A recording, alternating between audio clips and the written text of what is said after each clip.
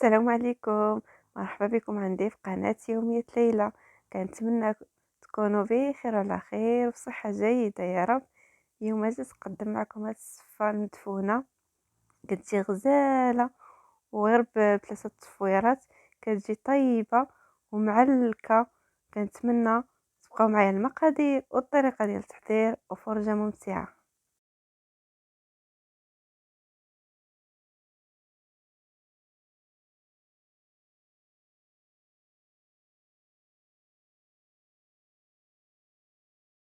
هنا عندي الدجاج، عندي نص دجاجة، واحد الفخذ، غادي نزيد عليه نص ديال البصله حتى يتشحر لي مع الزويته والمليحه والخرقوم. عاد نزيد العطريه ونزيد باقي ديال البصله.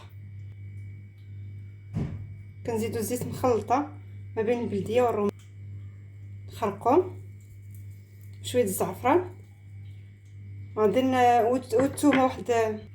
هنا عندي جوج صوص ديال الثومه غادي نحكهم،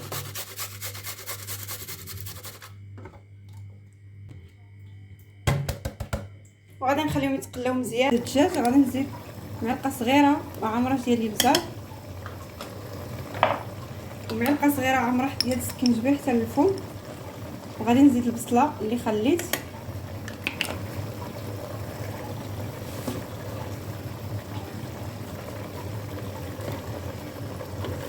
غنزيد واحد المعلقه ديال السمن والقرفه عواد ولا نص معلقه صغيره صافي. غنزيد واحد كاس ديال الماء ونزيد الكوكوط.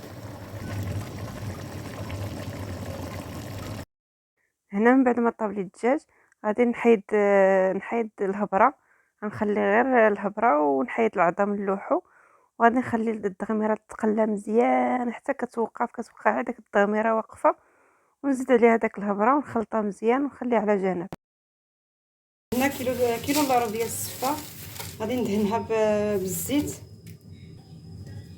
كندهنوها مزيان بالزيت باش ما كتعجن ليناش.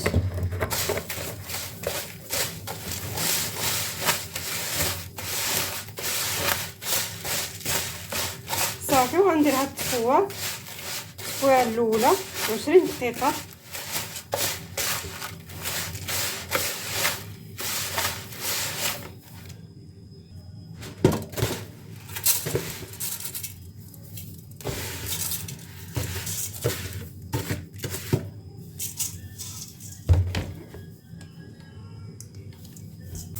هنا من بعد ما تفورات التفويره الاولى غادي ندخلها هنا في هذا البانيو ولا البساعه ونرشها بالماء بارد بحال كنرشوا الطعام.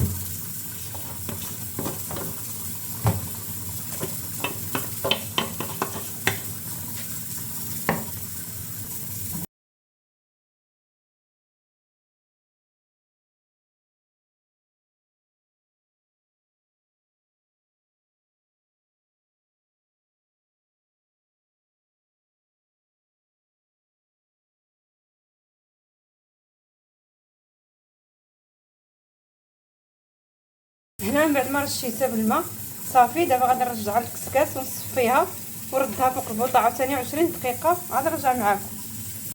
هنا الصفه من بعد ما تفورات لي جوج تفويرات، دابا داك الماء الطايب اللي كانت كتفور به غادي نكبو عليها بسم الله ونخليوه واحد دقيقه فيها، عاد نصفيوها.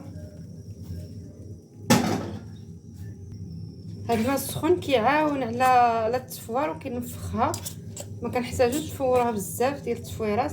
دابا صافي هذه التفويره الثانيه، غادي ندير الزبيب ونرجعها صافي.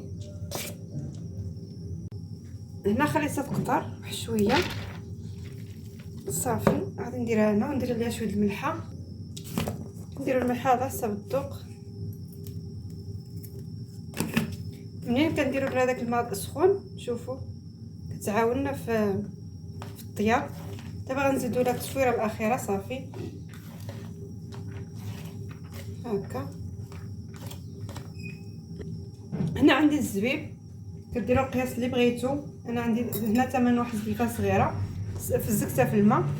دابا غندير عليها السفه،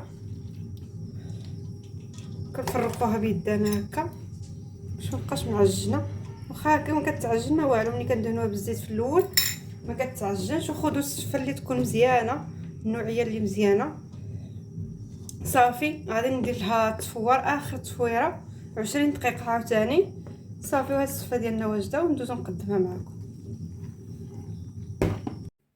هنا من بعد ما تفورات اخر تفويره صافي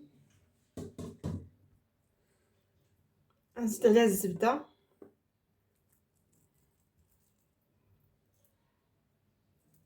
ثمان معلقه كبيره، تكون كبيره.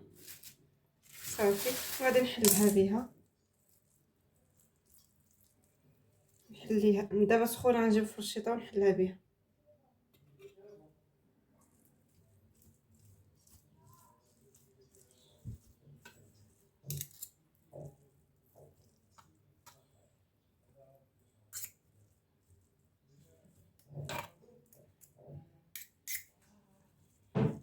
السكر على حسب الذوق، زيد 2 معالق، ديك الساعه اللي بغى يزيد يزيد في الاخر. صافي وغادي نحرك.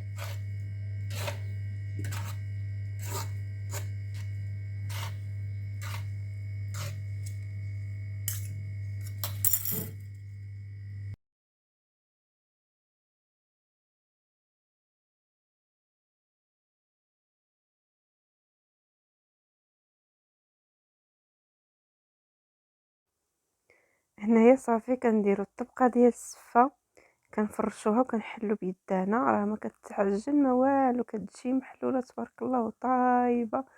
كنديرو الطبقه ديال السفه نيشان.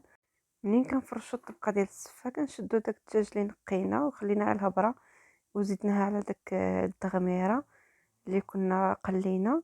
صافي وكنديرو الطبقه ديال هاد الدجاج وداك الدغميره.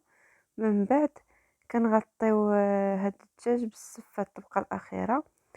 اللي بغى يدير الطبقه ديال السفه ويزيد عاوتاني اللوز مع القرفه والمزهر حتى هي كيدير الطبقه ديال اللوز عاوتاني بحال البسطيله، كتجي بحال البسطيله، كتجي زوينه. من بعد كنديروا السفه عاوتاني في الاخر، كنغطيو بها هي الاخيره وكنزوقوها باش كما بغيتو نتوما بالقرفه والسكر كلاصي. انا زدت شويه ديال البرقوق والمشماش مع السل حتى هو زدته به، حتى هو زوقت به. واللي عنده اللوز مقلي حتى هو يزيدو، الكركاع. المهم كتمشي على حسب الاستطاعه ديالك. المهم هي الوصفه والذوق، كتذوقي باش ما بغيتي وباش ما عندك اللي عندك في الدار، كتجي زوينه.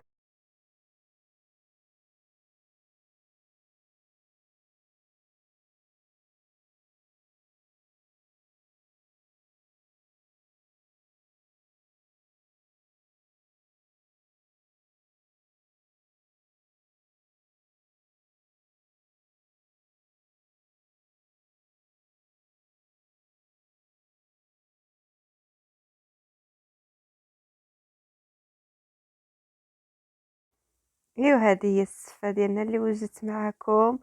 كنتمنى تجربوها وتفرحوا بها احبابكم وعائلتكم وبالصحه والراحه. ونتلاقاو فيديو جاي ان شاء الله بوصفه جديده وفيديو جديد. خليت لكم الراحه، السلام عليكم.